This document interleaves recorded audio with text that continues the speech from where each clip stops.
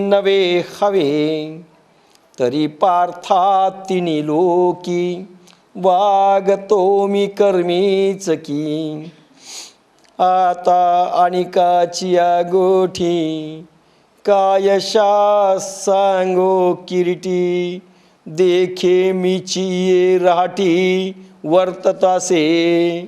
आता अनिकाची गोठी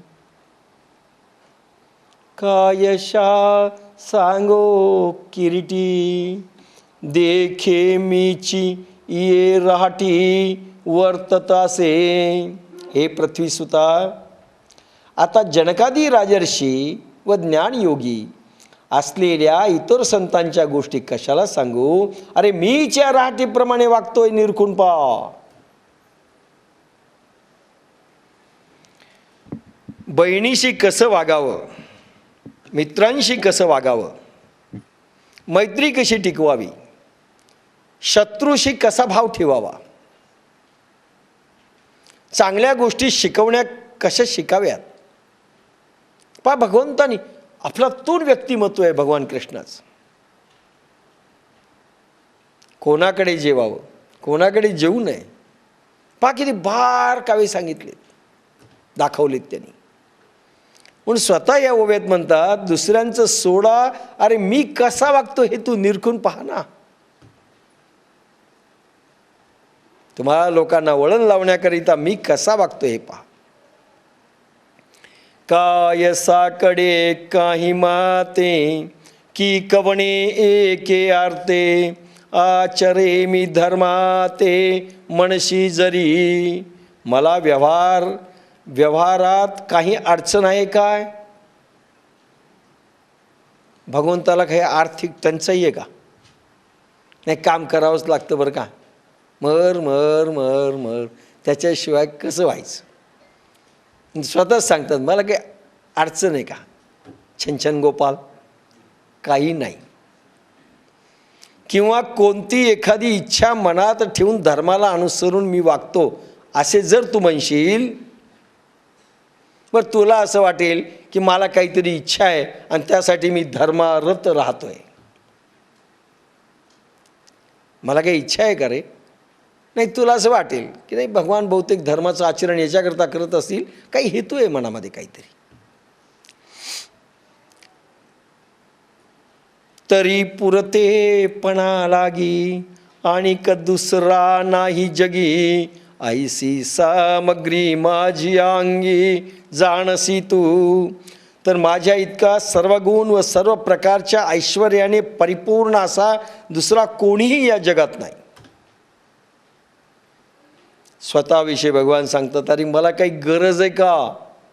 आणि मी कसा आहे सांगताना म्हणतात, माझ्या इतका सर्व गुण संपन्न.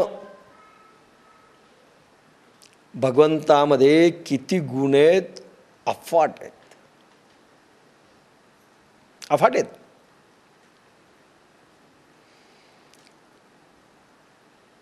राम 12 कलांनी युक्त होते, भगवान कृष्ण 16 कला युक्त होते.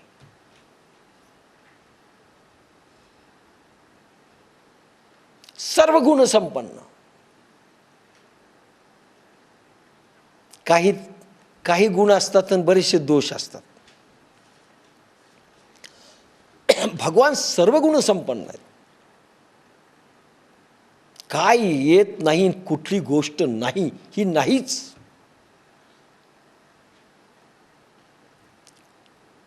आता गुण कोणकोणते आता सांगायची काही तशी गरज नाही. मधून मधून आपण भगवान गोपालकृष्णांच्या याच्यावरती प्रकाश टाकतच असतो.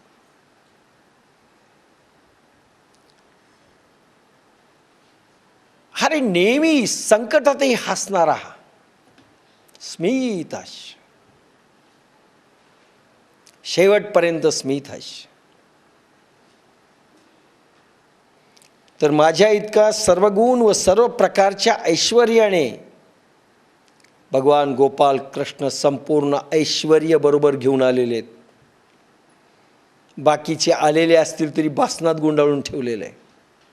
भगवान रामाने सर्व ऐश्वर्य पणाला लावलेलं नाही आहे. मानव देहामध्ये ज्या लिमिटेशन्स आहेत ज्या काही म्हणजे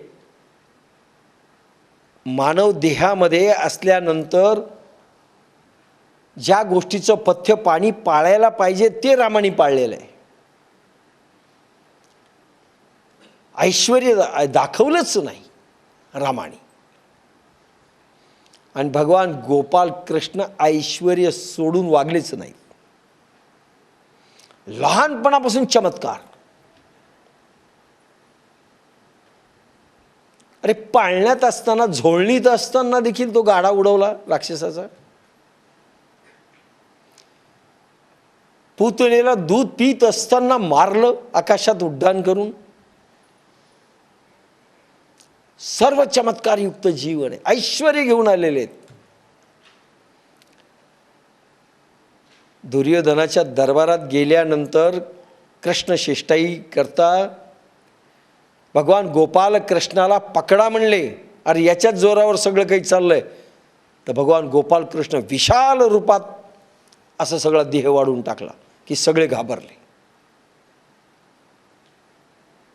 रामाने नाही दाखवला असे चमत्कार. धनुष्यबाणाने जे झालं ते झालं, असे चमत्कार नाही दाखवले रामाने. आणि एकही क्षण यांनी असा सोडला नाही की जिथे चमत्कार नाही दाखवला. भगवान गोपाल कृष्णांचा अवतार रहस्यमयी, ऐश्वर्य संपन्न, प्रत्येक क्षणाला त्यांनी दाखवलं चमत्कार. आणि म्हणून म्हणतात, अरे सर्व ऐश्वर्य घेऊन मी आलेलो आहे परिपूर्ण, असा दुसरा कोणीही या जगात नाही.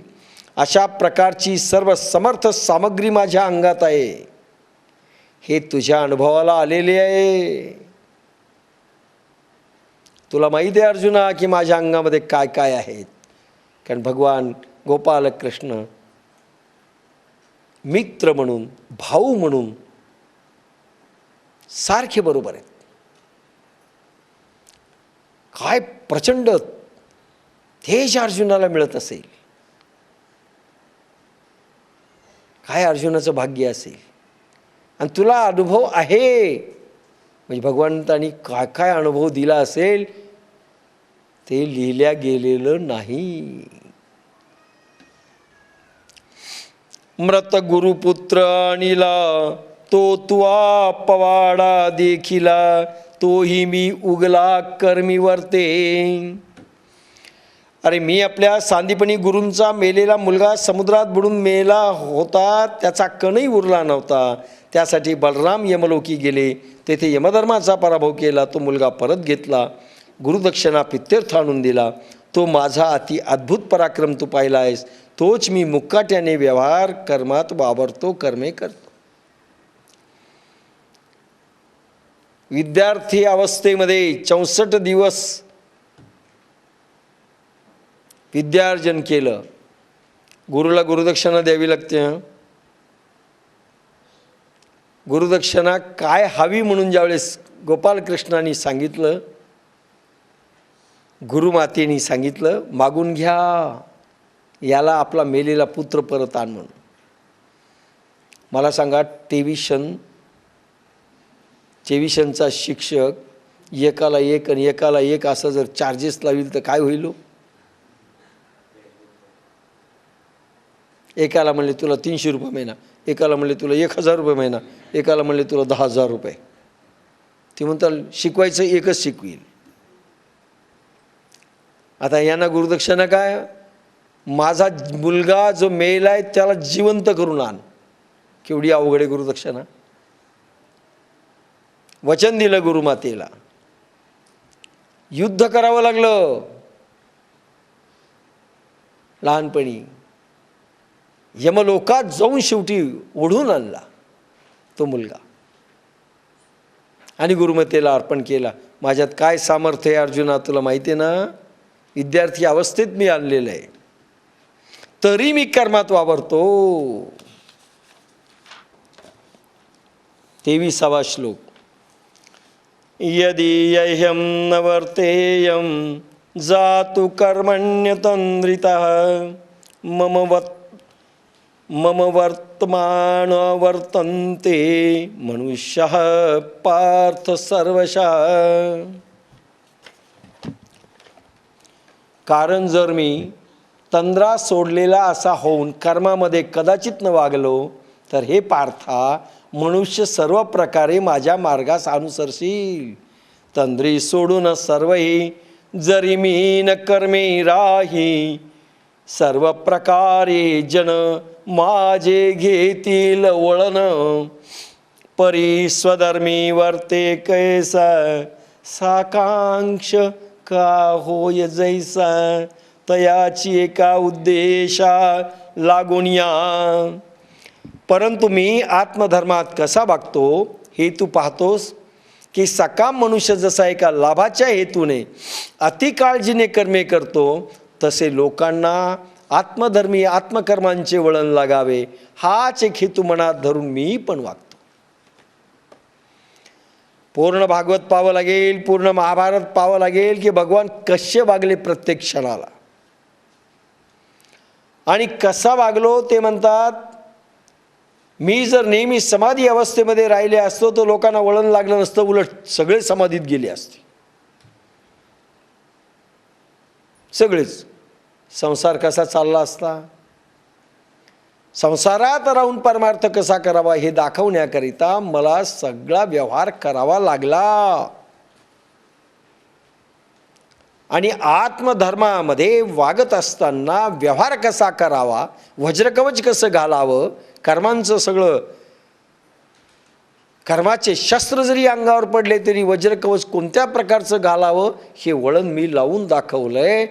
अर्जुना, मी जर तंद्री सोडून खाली आलो नसतो, वागून दाखवलं नसतं, लोकांना वळण लागलं नसतं. जे भूत जात सकळ असे आम्हाची आधीन केवळ, तरी न व्हावे बरळ म्हणून या. कारण सर्व प्राणी मात्र केवळ आमच्यावरच विसंबून आहेत, तेव्हा त्यांनी प्रकृतीचे विरुद्ध अविज्ञानी अज्ञानी कर्मे करू नयेत म्हणून. अरे सगळे भूत मात्र तर आमच्या अधीन आहेत, आम्ही जसे वागू तसे ते वागले असते. भगवंतानी व्यवहार केला नाही, भगवंतानी बायको केली नाही, भगवंतानी पोरं केली नाहीत, भगवंतानी राज्य केलं नाही, भगवंतानी कर्म केलं नाही, भगवंतानी व्यवहार केला नाही, ते म्हणतील आता व्यवहारच करायचा नाही. म्हणून मला सगळं करून दाखवावं लागलं. म्हणून त्यांनी अज्ञानी कर्म करू नयेत, योग्य कर्म करावेत, म्हणून मला योग्य कर्माचं वळण दाखवावं लागलं. 24 उच्छिद्येयुर्मे लोका न कुर्याम कर्मचेदहम, शंकरस्य च कर्ता श्यामुपहन्यामि मा प्रजा. मी विज्ञानी कर्म जर न करीन हे सर्व लोक नाश पावतील व मी वर्णसंकराचा कर्ता होईन व त्यामुळे या सर्व लोकांना मी मारीन, जणू त्यांचा घातच करीन असे होईल. सोडीन मी कर्म जरी लोकनाशतील तरी, सर्वधाता मी कारण वर्णसंकरे होईन. अशुद्धास शुद्ध करी ऋषी योगी ही कुसरी. आम्ही पूर्ण काम होऊनी जरी आत्मस्थिती राहू आवणी. गोड उभी आहे. आम्ही पूर्ण काम होऊनी जरी आत्मस्थिती राहू आवणी, तरी प्रजा हे कैसेणी निस्तरेल. अरे अर्जुना, आम्ही पूर्ण काम होऊनी, आम्ही आत्मवान होऊन आत्मस्थिती जर आम्ही अखंड राहू लागलोत, अखंड स्थितीमध्ये नेहमी आम्ही समाधी अवस्थेमध्ये जर राहू लागलोत, आणि खरे रात्र आणि दिवस भगवंतानी समाधी अवस्थेत राहावेत. अरे भगवान शंभू एकदा समाधीत गेले की 37 लाख वर्ष जातात, नंतर इंटरवल होते त्यांची. आपली ते एका घंट्यात किती दाई होते, काहींची 2 घंट्यात कितीदा होते. आळंदीला तर बसतच नाही, पटापट पटापट ती जमीन आळंदीच्याशी उडवते. की असं पटकन उडी मारतो की ते 2 पायावर उभा राहतो की निघालाच गॅलरीच्या बाहेर.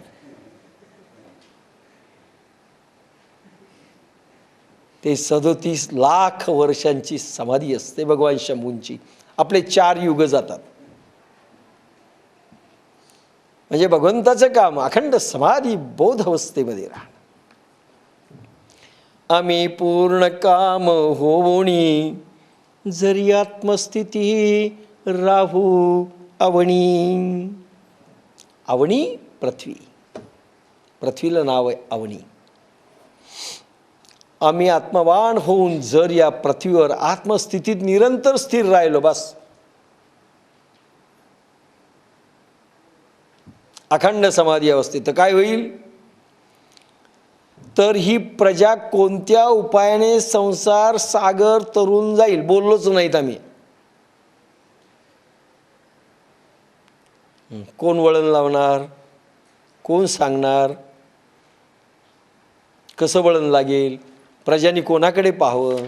प्रजाजनांनी कसं वळण लागावं? म्हणून आत्मस्थिती सोडावी लागते सिद्ध पुरुषांना. इही आमुची वास पहावी मग वर्तती जरी जाणावी.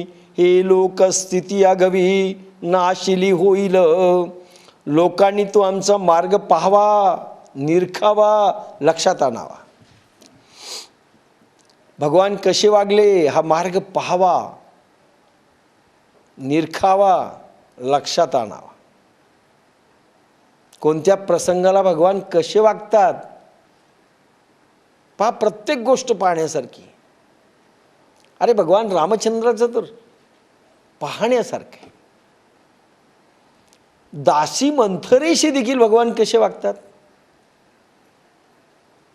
ज्या मंथरीने कैकेयीला लावून दिलं